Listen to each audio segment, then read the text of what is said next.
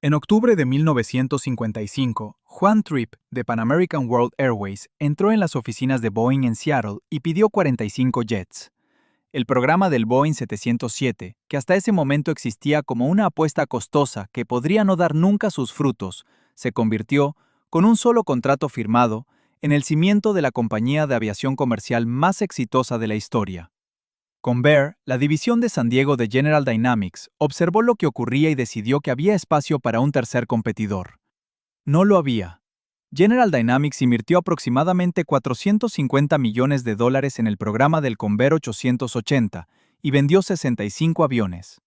El punto de equilibrio era de aproximadamente 300 unidades.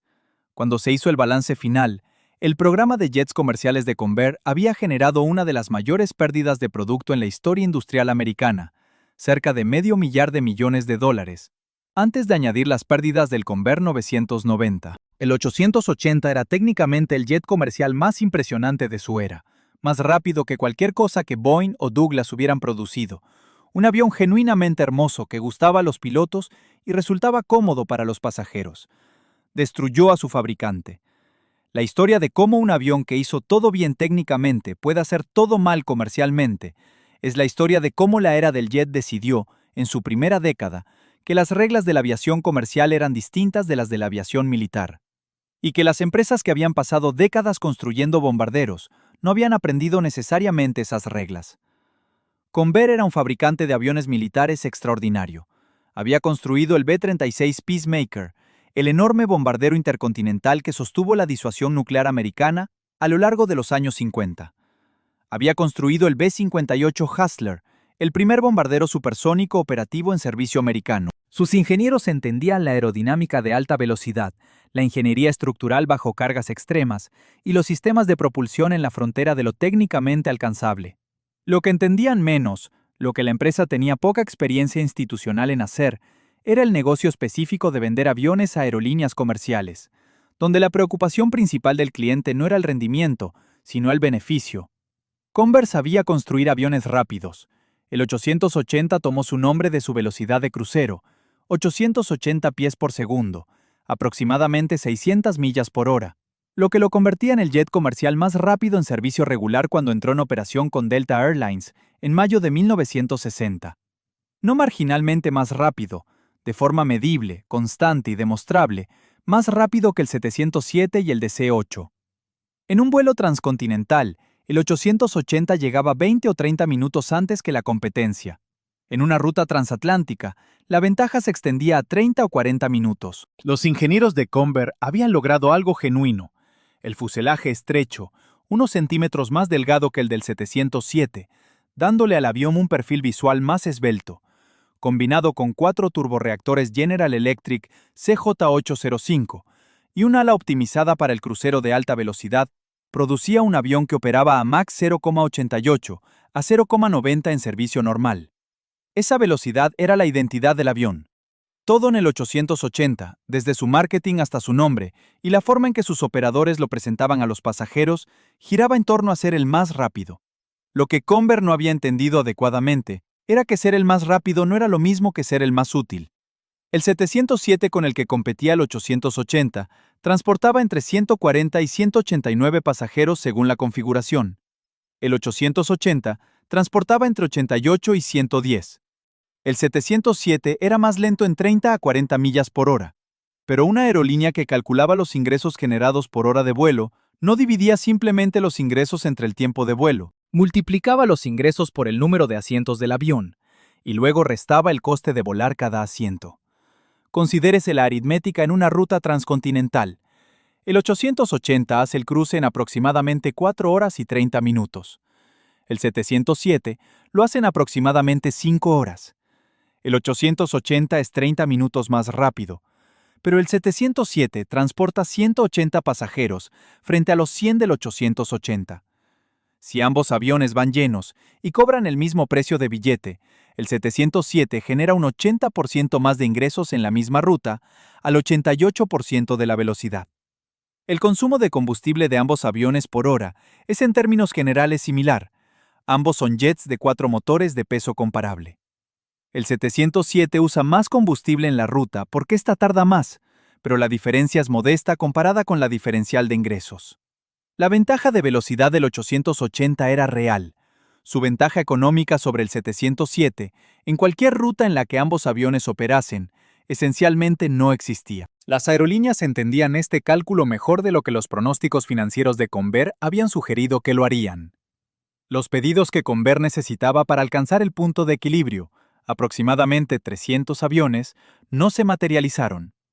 Los pedidos que sí se materializaron trajeron sus propios desastres. La relación más dañina en la historia del Convair 880 fue la que mantuvo con Trans World Airlines y su propietario de control, Howard Hughes. Hughes había adquirido TWA en 1939 y para 1960 la había convertido en una de las principales transportistas internacionales americanas. Era también una de las personas más talentosas y más exasperantes de la historia de la aviación americana. Como piloto había establecido múltiples récords mundiales de velocidad en los años 30. Como diseñador de aviones, había producido el hidroavión H-4 Hércules y el avión de reconocimiento Hughes XF-11. Como socio comercial era catastrófico. TWA necesitaba jets para competir con la flota del 707 de Pan American en las rutas transatlánticas que se estaban convirtiendo en las más rentables de la aviación comercial. Hughes encargó 30 Convair 880. 30 aviones eran un pilar central de la cartera de pedidos de Convair, suficientemente significativos como para que los planes financieros del programa del 880 asumiesen que las entregas a TWA procederían más o menos según lo contratado. No fue así. Hughes seguía cambiando las especificaciones. Solicitó modificaciones que requerían trabajos de ingeniería que Convair no había incluido en el precio del avión. Discutió las condiciones de entrega. Se fue consumiendo cada vez más en su propio deterioro mental y en un enfrentamiento financiero cada vez más profundo con los acreedores institucionales de TWA, los bancos y compañías de seguros que habían financiado las compras de flota de la aerolínea y que ahora buscaban apartar a Hughes del control de la empresa que él había construido. A medida que los acreedores apretaban, el comportamiento de Hughes hacia Convair se volvió errático y luego obstruccionista. Aviones que Convair había construido y pagado permanecían almacenados, esperando a un cliente que no podía o no quería aceptarlos en los términos que ambas partes habían acordado originalmente. El coste de mantener esos aviones se acumulaba semana tras semana. Las disputas legales y financieras entre Hughes, TWA y Convair se extendieron durante años, generando costes legales, costes de almacenamiento e intereses acumulados sobre el capital inmovilizado en metal parado en tierra, en lugar de generar ingresos en servicio. Lo que representaba la situación de TWA era la vulnerabilidad estructural de una empresa que había entrado en el mercado de la aviación comercial por primera vez sin las reservas ni la diversificación de clientes para absorber el tipo de problema con un cliente que los fabricantes establecidos llevaban tiempo aprendiendo a gestionar. Boeing tenía suficientes pedidos distribuidos entre suficientes aerolíneas como para absorber a un cliente difícil. Convair tenía 65 pedidos en total. Una disputa prolongada sobre 30 de ellos no era un contratiempo. Era una amenaza existencial. Por cierto, si estas historias cambian tu manera de pensar sobre la economía de la aviación, suscríbete. Nueva historia cada semana. Las pérdidas financieras derivadas únicamente de la relación con TWA se estimaron en aproximadamente $100 millones. En un programa que ya era poco probable que alcanzara el punto de equilibrio, este fue el peso adicional que confirmó el desenlace. General Dynamics, la empresa matriz, contempló cómo se acumulaban las pérdidas con el horror específico de una organización que no las había esperado. La empresa había entrado en el negocio de la aviación comercial con el cálculo razonable de que un avión técnicamente superior, lanzado en un mercado en crecimiento, podría captar suficiente cuota para justificar la inversión. Lo que el cálculo había infravalorado era la ventaja estructural de los operadores ya establecidos. La ventaja comercial de Boeing en 1960 no era solo técnica, era institucional. Las aerolíneas que ya habían encargado el 707 ya habían comprado simuladores de Boeing, ya habían formado a mecánicos en los sistemas del 707, ya habían construido inventarios de repuestos, ya habían redactado manuales de mantenimiento. Se habían comprometido, en el sentido más pleno, no solo con un avión, sino con un ecosistema completo. Una aerolínea que consideraba el 880 tenía que sopesar la genuina ventaja de velocidad del 880 frente al coste de construir ese ecosistema desde cero para un nuevo tipo con una sección transversal diferente, una arquitectura de sistemas diferente y un fabricante que nunca antes había dado soporte a una flota comercial. Nuevos simuladores, nuevos programas de formación en mantenimiento para mecánicos que tenían que aprender un avión diferente al que ya conocían. Nuevo inventario de repuestos que no podía compartirse con ningún otro tipo en el hangar. Nuevos procedimientos, nuevas guías de resolución de averías, nuevos acuerdos de soporte técnico. Estos costes de transición eran reales y cuantificables, y eran costes que el 707 no imponía a las aerolíneas que ya lo operaban. Las aerolíneas que se pasaron al 880 hicieron ese cálculo y aceptaron el coste de transición porque tenían razones específicas a sus rutas o a su situación competitiva para querer la velocidad. Las aerolíneas que no se pasaron al 880 hicieron el mismo cálculo y concluyeron que la prima de velocidad no valía la pena. Había más del segundo grupo que del primero. Cuando se totalizaron las pérdidas completas, el programa del 880 más el Convair 990 Coronado posterior que Convair construyó específicamente para American Airlines y vendió en cantidades aún menores, General Dynamics había absorbido aproximadamente entre 425 y 490 millones de dólares en pérdidas procedentes de la aviación comercial. La empresa no quebró, era suficientemente grande y estaba suficientemente diversificada en contratos militares como para sobrevivir. Pero el programa de aviación comercial de Convair terminó de forma permanente. Nunca más se desarrolló ningún avión de pasajeros nuevo. Los ingenieros que habían construido el jet más rápido de su época se dispersaron hacia programas militares y finalmente hacia la cadena de suministro aeroespacial.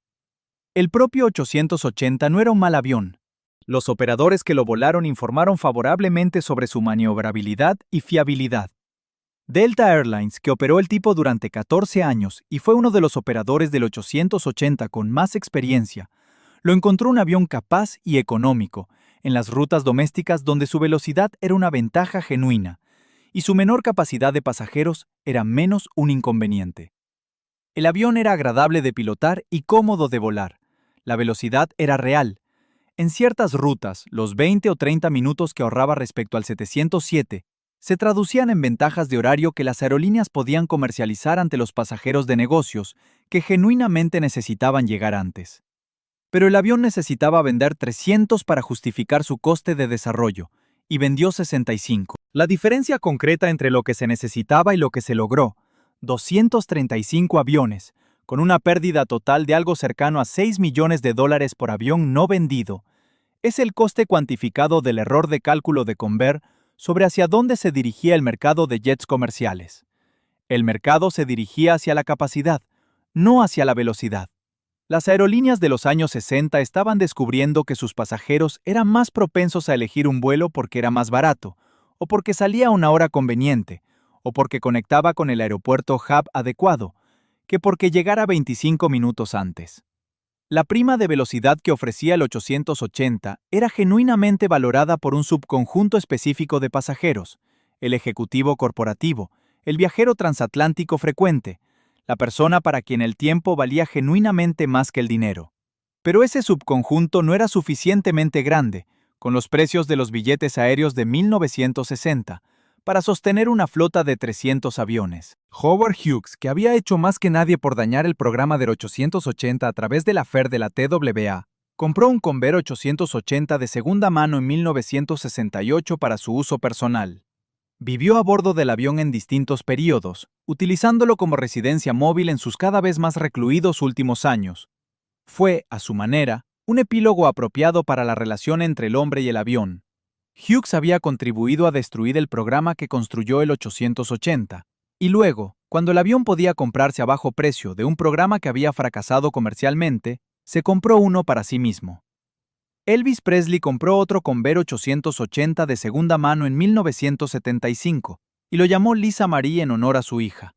Lo equipó con un dormitorio, una sala de conferencias, accesorios chapados en oro y un sistema de sonido personalizado. El Lisa Marie está ahora expuesto en Graceland, en Memphis, una de las exposiciones aeronáuticas no aeronáuticas más visitadas de Estados Unidos. La gente hace cola para recorrer el avión. Admiran el interior personalizado. Se hacen fotografías. La mayoría no tiene ninguna conciencia particular de que está de pie dentro del jet comercial más rápido de su era, un avión que a su fabricante le costó $500 millones producir. Una máquina técnicamente extraordinaria y comercialmente catastrófica. El 880 no fracasó porque fuera defectuoso, fracasó porque tenía razón en lo equivocado. Tenía razón en que los pasajeros preferirían un avión más rápido, en igualdad de condiciones. Estaba equivocado sobre cuánto lo preferirían, equivocado sobre cuánto valía esa preferencia en diferencial de precio de billete, y equivocado sobre cuántas aerolíneas concluirían que la prima de velocidad justificaba construir desde cero toda una nueva infraestructura de soporte de flota. La era del jet no recompensó al avión más rápido, recompensó al avión que transportaba más pasajeros al menor coste por asiento, en más rutas, con mayor frecuencia, hacia la red más amplia posible. El 707 era todo eso simultáneamente. El 880 era más rápido. La velocidad perdió. Si esta historia valió tu tiempo, dale like, suscríbete y deja tu opinión en los comentarios.